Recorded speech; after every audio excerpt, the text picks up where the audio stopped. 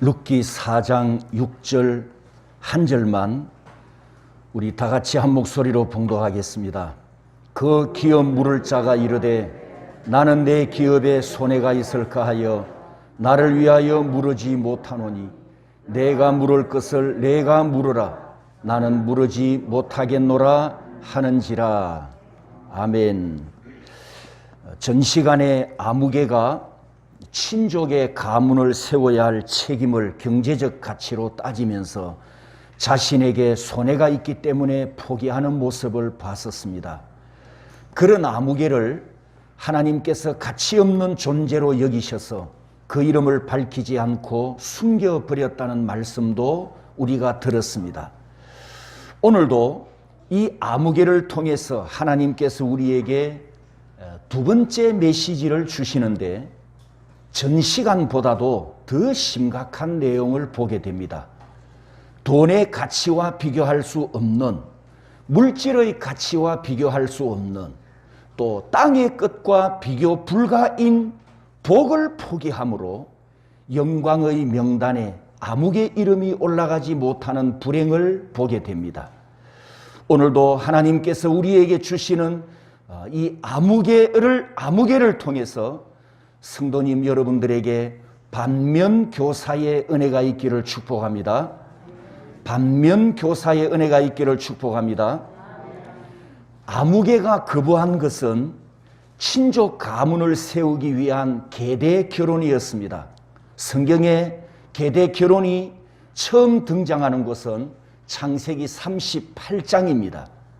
이때는 모세 오경이 기록되기 전 족장 시대에도 이미 고대 근동 지방의 관습으로 계대 결혼이 있었음을 보게 됩니다.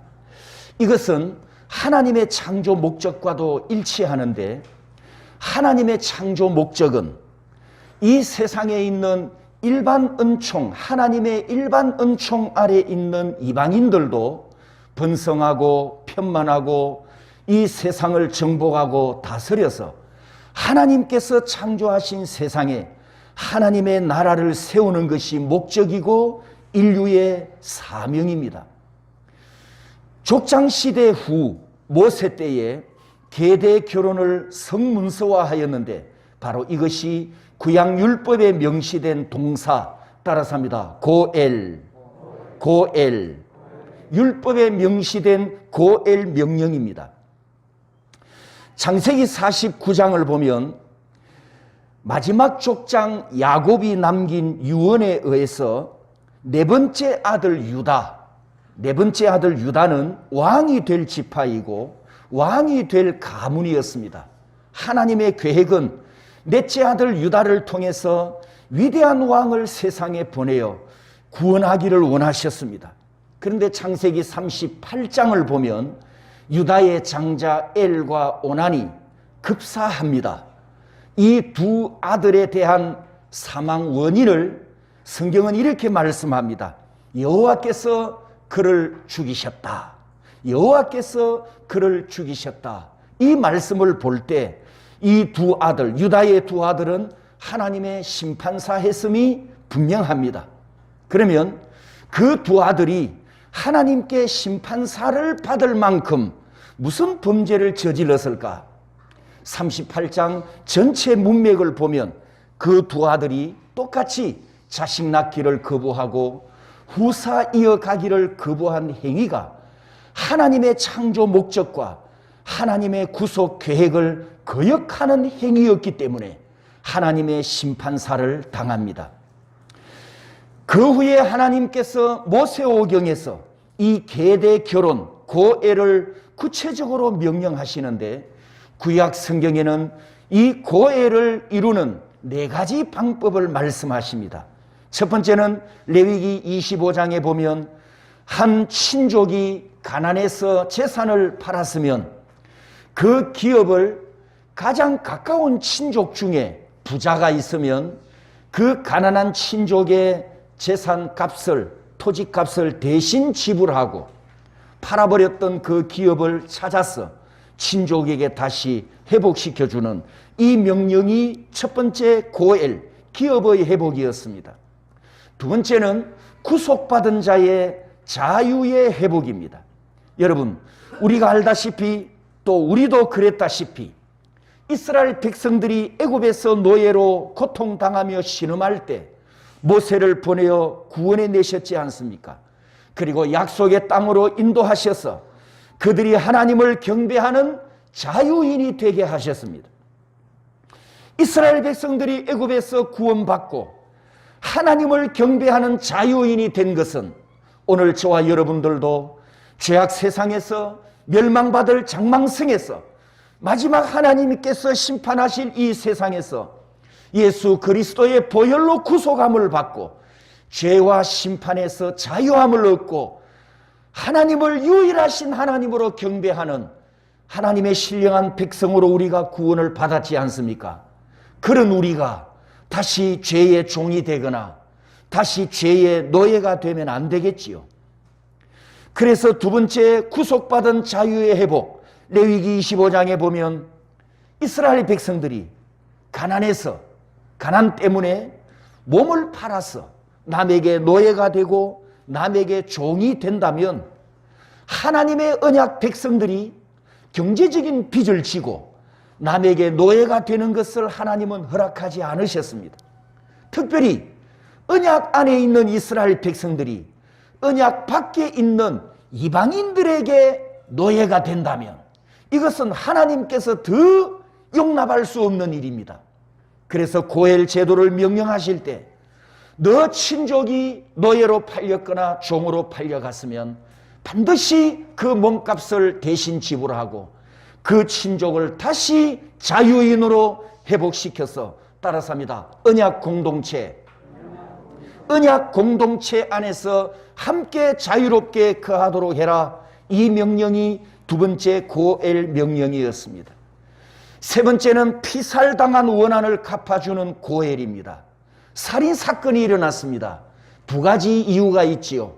과실치사, 일을 하다가 실수로 사람을 죽이는 경우도 있고 아니면 내가 미워했던 원수를 계획을 가지고 의도적으로 고의 살인을 할 수도 있습니다. 아무튼 이 두 가지 원인으로 살인을 했을 때 하나님께서 이 고엘을 명령하셨습니다. 그 죽은 사람의 친족이 죽은 자기 가족이나 친족의 피값을 복수하기 위해서 이 친족이 살인범을 찾아가서 죽이면 그것은 하나님께서 피를 보수하는 것이기 때문에 합당한 고엘이다. 이렇게 살인범을 합법적으로 처형하는 제도가 세 번째 고엘이었습니다. 그 다음에 네 번째 우리가 지금 룻기스에 생각하고 있는 후사를 잇는 고엘입니다. 한 가정의 대가 끊어지지 않도록 형제를 위해 후손을 이어가도록 계대 결혼을 말씀하셨습니다. 여러분, 구약 이스라엘은 하나님이 경영하시는 하나님의 나라요, 하나님이 경영하시는 하나님의 기업입니다.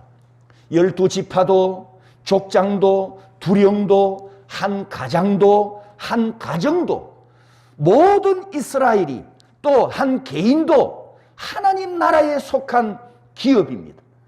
하나님 나라의 기업이기 때문에 하나님의 기업이 망하면 안 되지 않습니까? 어떤 이유로도 하나님의 기업이 망하여 사라지지 않도록 그 은혜의 방편을 세우셨는데 그것이 바로 고엘 제도입니다.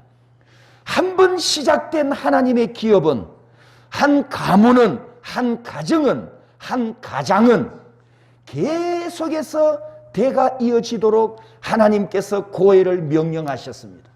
이렇게 후사가 이어지고 대가 이어진다는 것은 생명을 이어간다는 의미가 있습니다. 생명의 대를 이어간다는 의미가 있습니다. 그래서 이 고엘에는 하나님의 생명을 이어가고 하나님의 기업을 이어가는 은혜로운 의미가 담겨 있습니다. 바로 이러한 고엘 의무가 유다 지파에 그리고 룻기스의 엘리멜렉 가문에 그리고 이스라엘 역사에서 다윗 왕조에는 예수 그리스도께서 육체적 혈통이라는 예수 그리스도께서 이 세상에 오시는 육체적 혈통이라는 아주 중요한 의미가 있습니다. 야곱이 12아들에게 유언을 남길 때 창세기 49장을 보면 넷째 아들 유다에게 이런 유언을 남깁니다. 한번 따라서 해볼까요? 10절에 보면 따라서 합니다. 규, 통치자의 지팡이, 실로. 이 세 말씀은 장차 오실 메시아를 약속하는 말씀들입니다. 자, 그리고 8절에 따라서 합니다. 유다야, 너는 내 형제의 찬송이 될지라.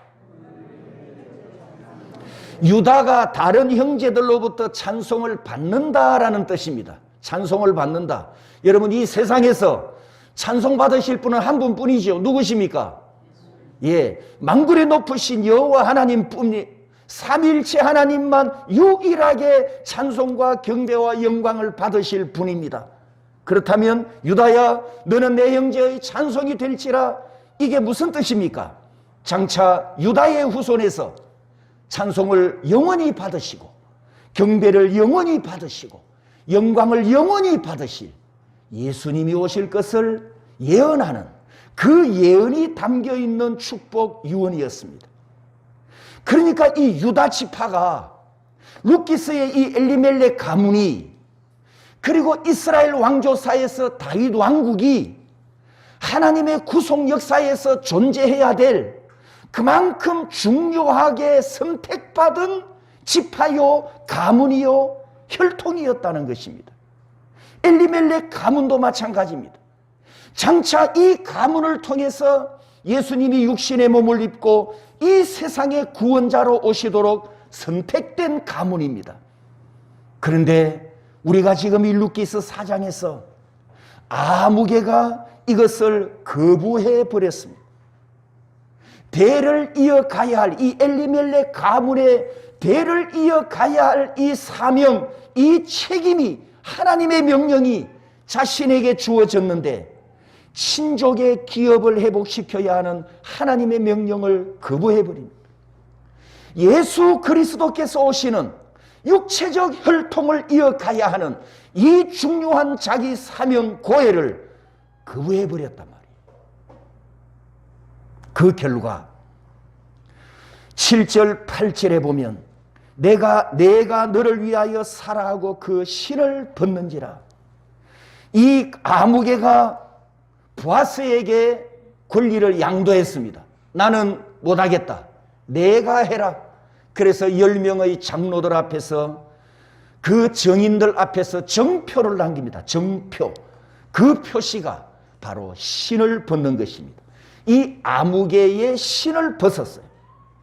이것이 이 권리를, 내가 갖고 있었던 고엘의 권리를 보아스에게 양도한다라는 이 정표였습니다. 그러면 룻기 4장 8절에서 신을 벗었다라고 했는데 이게 도대체 무엇을 의미할까요? 아마 이 부분은 설교에서 자주 들을 수 없는 내용이기도 합니다.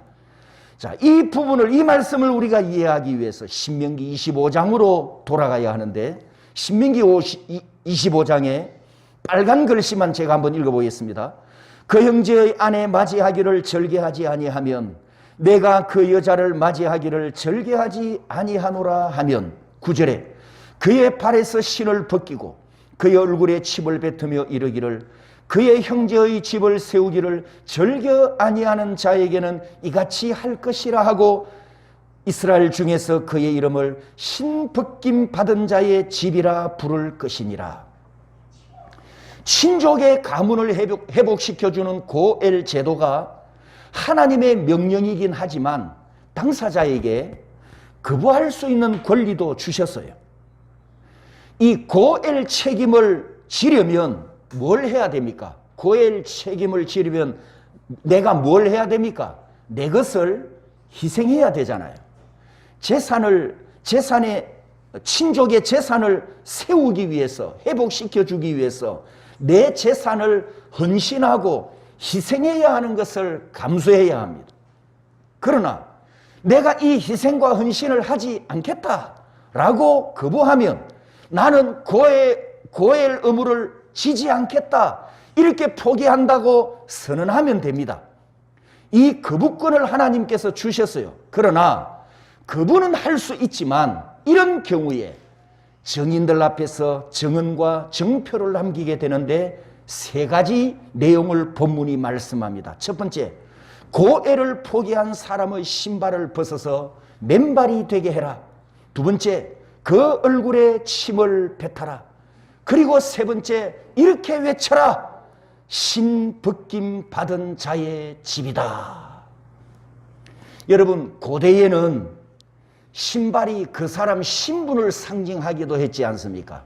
집신을 신었는지, 남학신을 신었는지, 금정 고무신을 신었는지, 가죽 부츠를 신었는지, 신발을 보면 그 사람의 신분을 짐작합니다.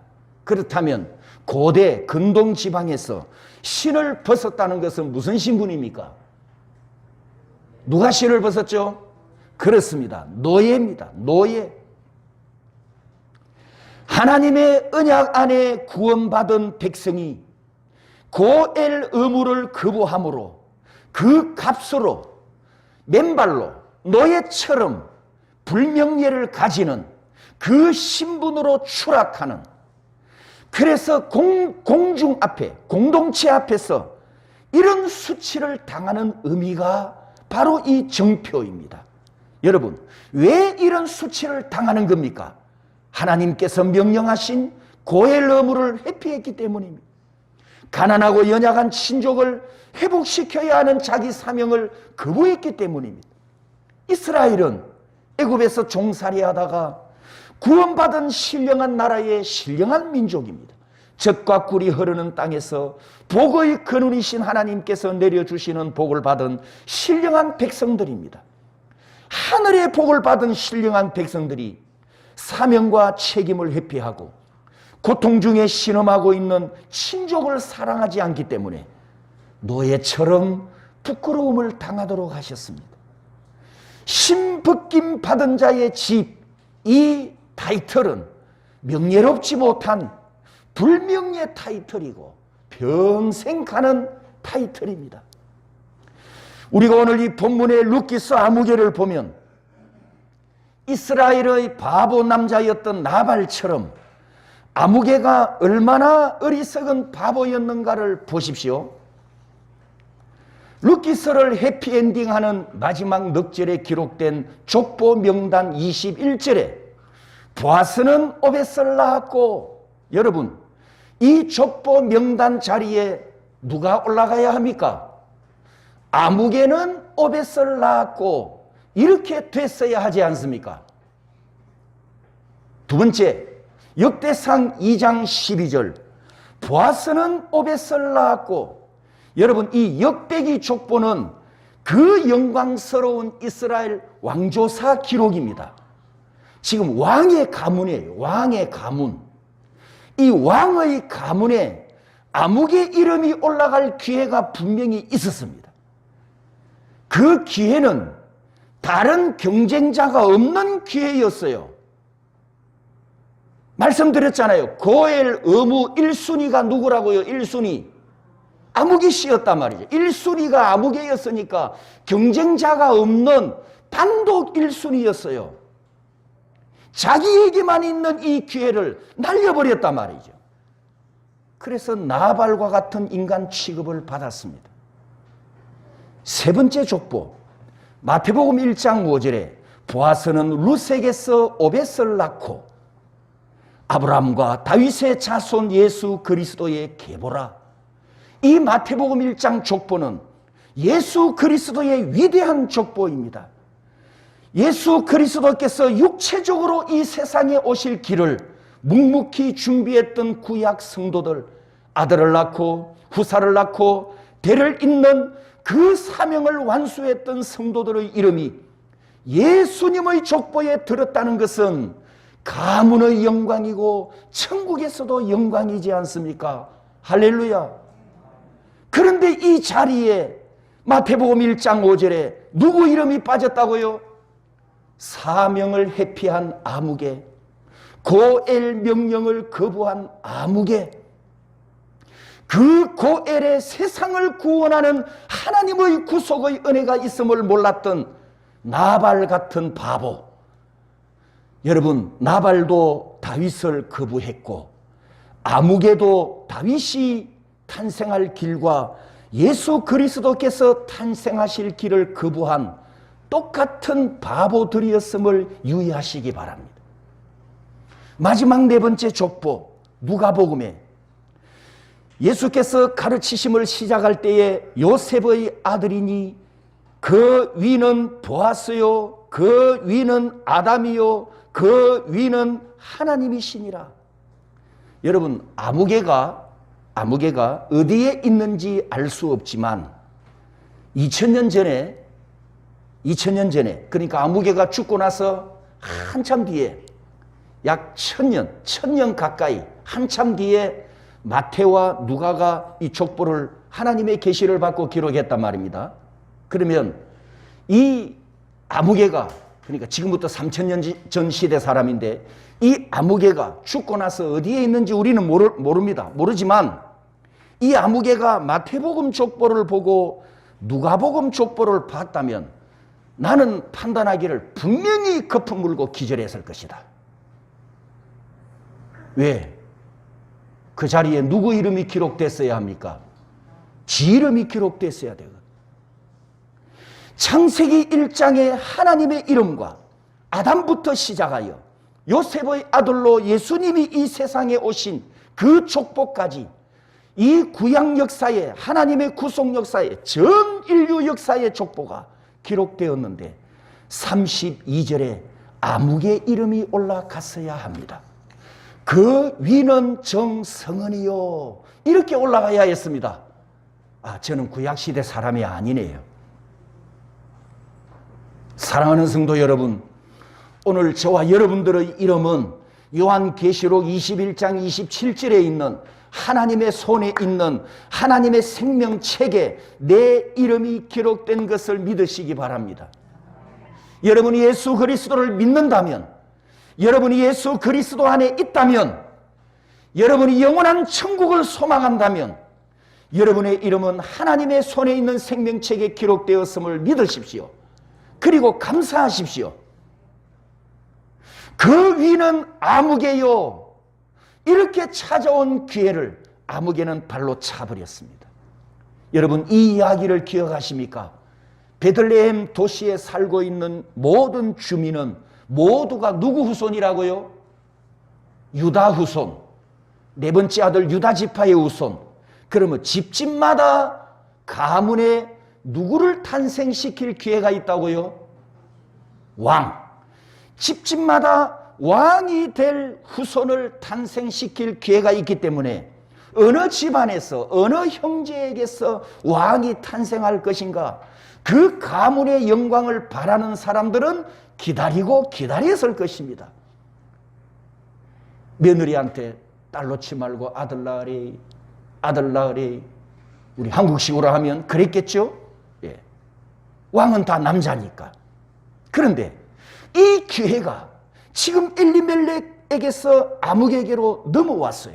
자, 이 가계도를 한번 보십시오. 가계도를 보면 누가 누구를 낳고 아버지 아들 낳고 아들 낳고 아들 낳고 이제 줄을 쭉쭉 끄어 가다가 이 가계도를 보면 엘리멜렉이 말론을 낳고 이렇게 줄을 쭉쭉 끄어 가다가 갑자기 이 줄이 옆으로 확 꺾였어요. 왜 꺾였습니까? 엘리멜렉도 죽었고 말론도 죽었고 기련도 죽어버렸어요. 남자가 없어요. 그래서 이 가계도의 줄이 밑으로 낳고 내려가다가 옆으로 확 꺾인 것은 바로 그 옆에 누가 있다? 고엘 의무를 가진 아무개가 있었단 말입니다. 이 고엘 의무를 가진 이 아무개가 바로 옆에 엘리멜렉 옆에, 나오미 옆에, 룬 옆에 이 아무개 이름이 올라갔어야 되잖아요. 이 기회가 왔지 않습니까? 지금 죽고 세 남자가 다 죽었어요. 그래서 줄이 확 꺾였어요. 이 기회가 왔는데도 그는 하나님의 의도와 하나님의 뜻을 거절했고 온 세상을 구원하는 구속사에 영광의 도구가 되기를 거부해버렸습니다. 고엘 복음을 돈 가치로만 평가하고 손해 안 보려고 거부했다가 은혜의 기회를 다 날려버립니다. 바로 이렇게 하나님께 불순종한 이 집안에 이름표 하나를 붙여주셨죠. 그 이름표가 신벗김 받은 자의 집이라. 평생 불명예 타이틀을 갖도록 했습니다. 여러분, 성경에 보면 정표를 남기거나 기념하게 하는 말씀들이 있습니다.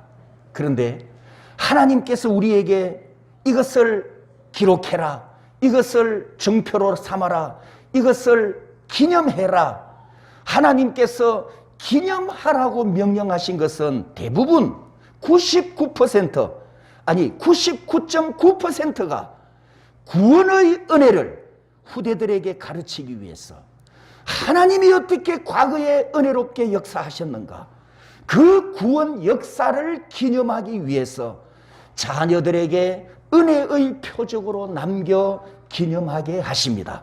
예를 들면 우리가 잘 아는 출애굽기 12장 13절에 유월절이 너희에게 표적이 될지라, 어린 양의 피가 표적이 될지라. 따라서 합니다. 이날을 기념하라. 이날을 기념하라. 그래서 유월절 절기를 지키는 겁니다. 과거의 절기를 지키는 것은 그 의미를 기념하기 위해서지 않습니까? 그런데 영원한 규례로 대대에 지킬지니라 14절 끝에 이렇게 강조하십니다. 또 여호수아 4장에 보면 이스라엘 백성들이 요단강을 건널 때 그 요단강을 건너고 나서 강바닥에 있던 12개의 돌과 길갈에 있는 12개의 돌을 서로 이동을 시킵니다. 여기 돌을 길갈에, 길갈에 있는 돌을 강바닥에. 그렇게 해서 길갈에 세워져 있는 이 12개의 돌을 나중에 이스라엘 백성들이 볼 때마다 기억하고 기념합니다. 우리 하나님께서 우리 선조들을 이 요단강을 마른 땅같이 걷게 하셨다. 그리고 이 약속의 땅, 젖과 꿀이 흐르는 땅을 우리에게 주셨다. 할렐루야. 그것을 기념하라. 이렇게 하나님께서 말씀하십니다. 역시 이 기념도 여호수아 4장 7절 끝에 보면 영영한 기념이 되리라. 여러분, 인간 역사에서도 한 인간의 역사에서 기념하고 기록하고 후대에 전하는 것은 성공을 했거나 미담이거나 귀감이 되는 내용들이지 않습니까? 그런데 자기 인생에 실패했는데, 자기 인생이 망해버렸는데, 자기 인생에 큰 고통인데 그런 날을 기념 안 합니다. 회사가 부도가 나서 망해버렸어요. 회사 부도 기념일을 지정하는 이상한 사장이 있습니까? 운전하다가 교통사고가 나서 오랜 시간 고통 중에 병원 치료를 받고 퇴원을 했는데 교통사고 기념일, 사고 기념합니다, 사고 기념합니다, 이렇게 축하 노래 부르는 이상한 사람은 없잖아요. 기념한다는 것은 너무 기쁘고 너무 즐겁고 너무 행복하고 그리고 다른 사람들에게 귀감이 될 그런 의미를 기념하지 않습니까? 하나님께서 우리에게 기념하라. 이것도 역시 마찬가지입니다. 하나님의 구원이 있고 하나님의 은혜가 있고 하나님의 축복이 있는 그 사건과 장소들을 하나님께서 기념하라고 하셨는데 오늘 본문에는 고엘 의무를 다하지 않은 것이 자랑스러운 것이 아닌데 왜 정표를 남기게 하셨을까? 그 답이 신명기 25장 10절에 있습니다. 다 같이 한번 읽어봅니다. 시작. 이스라엘 중에서 그의 이름을 신벗김 받은 자의 집이라 부를 것이니라. 신벗김 받은 자의 집이라는 뜻은 이 사람은 노예라, 노예와 같은 집이다, 이렇게 부르라고 하셨어요. 그 이유가 뭐냐? 왜 이런 정표를 남기게 하셨느냐? 바로 10절에 따라서 합니다. 중에서 이 단어가 하나님의 의도를 나타내는 말씀입니다. 그러니까 신벗김 받은 자의 집이라는 타이틀을 붙이는 목적어 따라서 합니다. 중에서, 이 말을 바꾸면 공동체에서, 그런 뜻입니다. 공동체에서, 이스라엘 공동체에서, 이스라엘 중에서. 하나님의 의도가 뭐냐? 이 사람은 신벗김 받은 자의 집이다. 내가 계시한 고엘 은혜를 거부한 집이다. 중에서 만천하에 공개한다는 뜻입니다. 하나님께서 이 집의 부끄러운 이 명예, 부끄러운 타이틀을 만천하에 공개해 버리셨어요. 중에서 부끄러운 집안이 돼, 불명예의 이름을 기념하는 집안이 되어버렸습니다. 저는 이 말씀을 보면서 이 사람이 참 안 됐다는 생각이 듭니다. 왜냐하면 룻기서에 처음에 등장할 때는 아무개로 등장했다가, 1절에 아무개로 등장했다가 신명기를 병행해 보면 어떤 사람으로 이름이 끝이 나느냐? 신벗김 받은 자의 집. 아무개로 등장했다가 신벗김 받은 자의 집이라는 이름으로 기록이 끝나버렸기 때문에 이 아무개의 결말이 너무나 불쌍해요. 하나님 나라의 한 도구로 쓰임받을 기회를 거부해버리고 부끄러운 집안이 되었어요. 여러분, 이 아무개 집안의 자녀들과 후손들이 자기 집안에 수치스러운 불명예 딱지가 붙은 것을 볼 때마다 자기 부모와 이 아무개 조상을 보고 뭐라고 했겠습니까? 자녀들과 후손들이 뭐라고 했을까요? 사랑하는 성도 여러분, 결론을 내리겠습니다. 하나님의 형상으로 세상에 보냄을 받았는데 이렇게 살다가 가버린 그 인생 좀 불쌍하지 않습니까? 하나님 나라를 세울 사명을 받았고 아무나 들어갈 수 없는 그 명단에 들어갈 단 한 번의 기회가 왔는데, 여러분, 그 명단에는 들어가고 싶다고 들어가지지 않는 명단이잖아요. 그런데 그 기회를 그는 회피하고 거부하고 불순종해 버렸습니다. 그는 회피하고 거부하고 불순종해 버렸습니다. 그는 하나님의 부르심을 거부하고 회피하고 불순종해 버렸단 말이에요. 옆 사람에게 물어봅니다. 옆 사람 쳐다보십시오. 얼굴을, 눈을 째려보면서 옆 사람, 니는 우짤래? 니는 우짤래? 여러분, 어떻게 살아가야 합니까? 우리는 이미 고엘에 빚진 자입니다. 인정하십니까? 하나님의 고엘에 빚졌습니다. 맞습니까? 저와 여러분은 이미 고엘 은혜 때문에 죄값을 사함 받았습니다. 이미 십자가에서 값을 치르신 보혈로 우리가 심판에서 대속함을 받았고 영원한 멸망에서 면제함을 받았습니다. 할렐루야. 그리고 나도 하나님의 지음을 받고 이 땅으로 보냄을 받았습니다. 여러분이 지금까지 살아온 것은 하나님께서 각자에게 인생의 분복을 주셨기 때문입니다. 달란트를 각자 받았습니다. 은사를 받았습니다. 사명을 받았습니다. 직분을 받았습니다. 이미 받았습니다. 이미 받았습니다. 이미 받았습니다. 이제부터는 감사하며 살아야 합니다. 이제부터는 충성하며 살아야 합니다. 고엘 은혜를 받았고 고엘 은혜에 빚진 나는 어떻게 살아갈 것인가? 이 질문을 일주일 내내 자신에게 하시면서 기도하고 묵상하시기를 바랍니다. 함께 통성으로 기도하겠습니다.